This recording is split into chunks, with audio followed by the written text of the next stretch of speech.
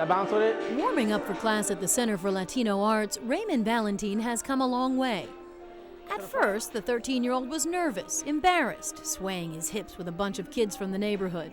But then... 1 and 2 and 3 and... I just was like, I don't care, I'm gonna just dance, because it's fun. The Center for Latino Arts, or CLA, is a nonprofit encouraging kids to dip their toes in everything from dance and theater to poetry and visual arts. Everywhere that they put the kids, it's like boring, and they just lecture you. You hear, you learn, and you have fun too, so it's cool. The center seems a real touchstone in the community.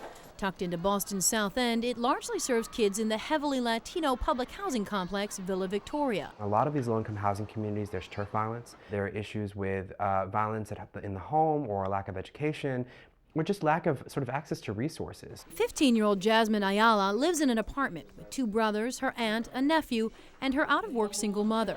She says the center is the calm in what is often the storm of the streets. Other people from other gangs will just go up to people and ask you where you're from, and then that will start trouble. If I didn't have this place, then probably I would have been on the streets doing something wrong or something like that. Latinos are the fastest growing population in much of the country, and certainly here in Boston.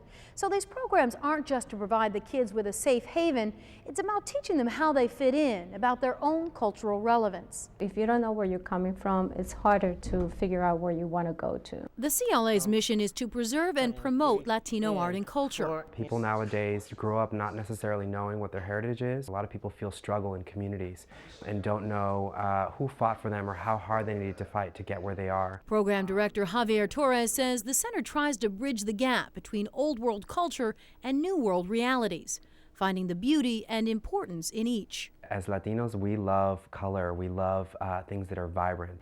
We want to make sure it's representative of who we are.